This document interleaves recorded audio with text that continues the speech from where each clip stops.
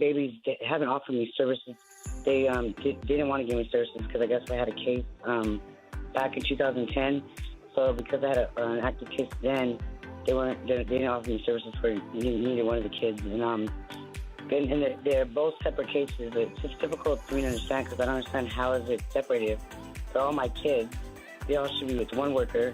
They should all be with, it's just strange. And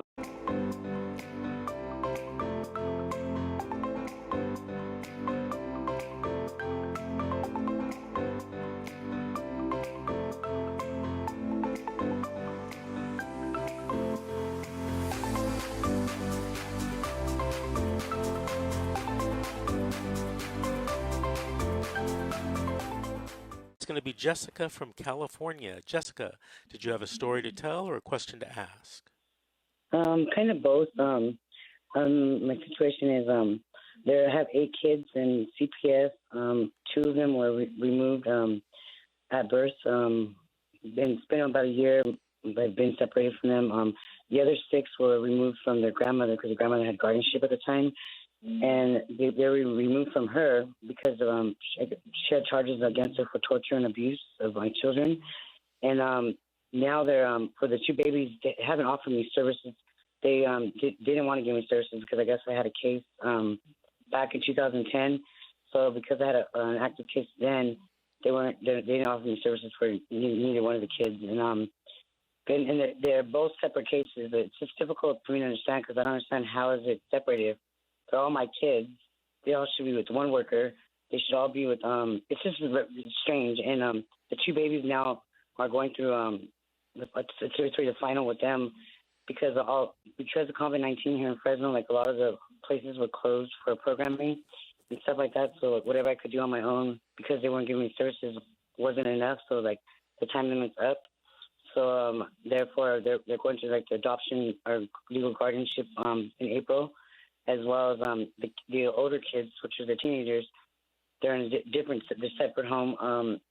That I never did anything. I never did anything on the behalf of the children. Like my kids should have been automatically came home with me, correct? Because the allegations were against the grandmother. Theoretically, yes. Yes, the children should be placed with you, but well, it depends because the grandmother you said was the legal guardian, right? Yes. Okay, so there's a long story behind all that. Okay, but they have to pick the next of kin or a family member that can take the children. You still are a family member, but originally apparently the children were removed from you because of a certain situation. No, those kids never been removed from me. So like I said, it's a long story. Those kids ended up with their grandmother because the father and the grandmother took the kids from me when I was living in Orange County in Anaheim. They took the kids from me while I was sleeping and brought them to Fresno, California. Filed for guardianship for them, saying I abandoned them, and it was never true because I have proof of my documentations and everything that they were living with me in Orange County.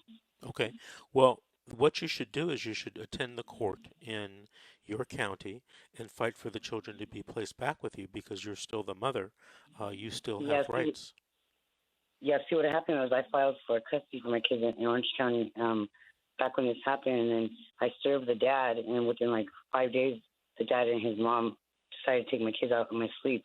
Came here, filed for guardianship, so now it's in Fresno County. So when I told the courts that hey, like my kids were taken out of my care without my consent, the grandmother and the dad took them. My kids all told the social worker that's true. My dad took us without my mom knowing. Filed for guardianship here, so like they're like, oh, that doesn't matter. That's in a different county. This is about this now.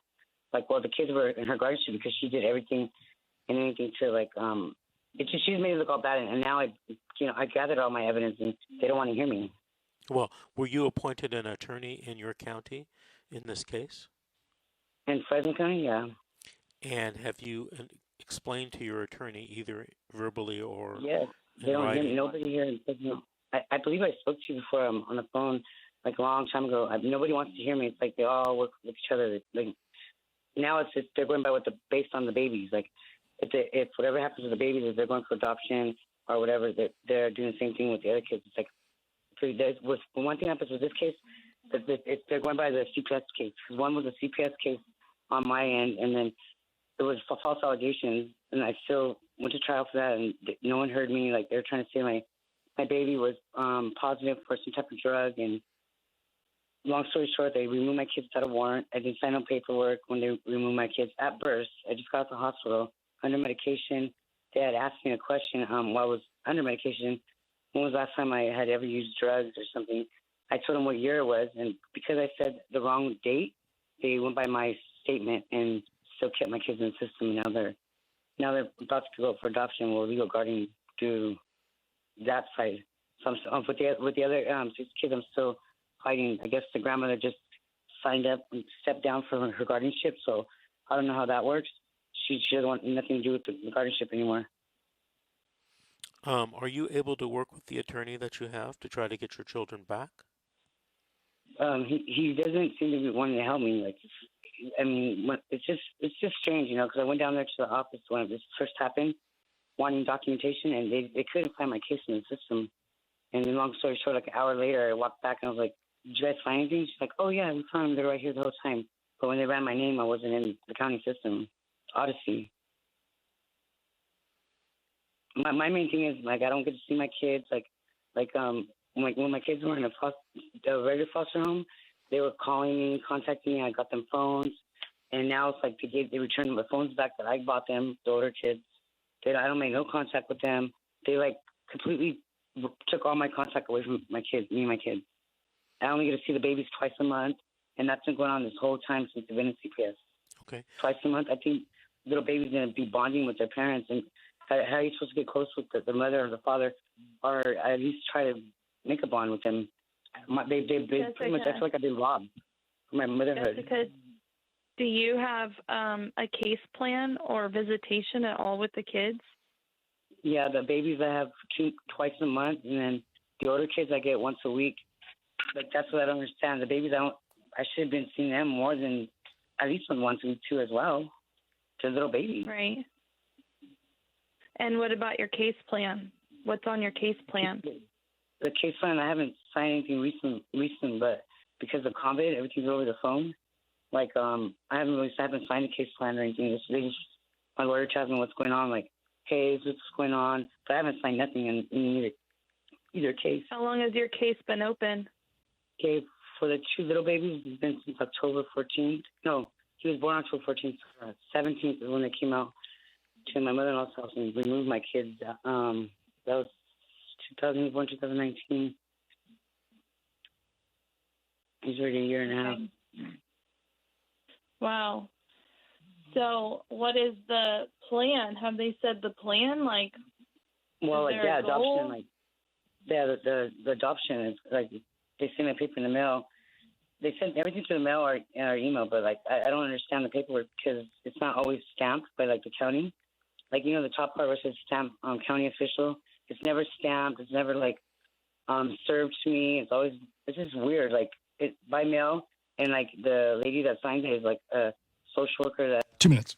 Every time it's a different last name. Like, she says her last name's Paxton, and then like the following week will be like Renteria. Like, it's just this whole county system is so like screwed up over here. So I don't know what the case plan is on either one. But the older kids, they just got into CPS because the grandmother dropped them off there in July 21st. But she had guardianship through family court. Hey, Jessica. And those Jessica. Yeah. This is what I want you to do. I want you to get a pen and a piece of paper. Okay. I want you to write down this phone number. Okay. I want you to call it today and make an appointment to speak with me next week, Monday or Tuesday. Okay. The number is 888-888-6582, 888-888-6582. Got it. Okay, and you know, you and I will talk about the case, and maybe I can help you because it sounds like your case is a little bit complicated, and we may need more time to get into the details of your case. And my engineer is telling me we have to go to our next break. How does that sound? My apologies. No, not at all. No problem at all. I'm happy to talk to you. Okay. I just don't want to lose my kids. I really want my kids back, all of them. I understand. And I'm going to try to help. Thank you. I appreciate your guys' time. I'm sorry? I appreciate your guys' time. Okay, I appreciate you, Jessica.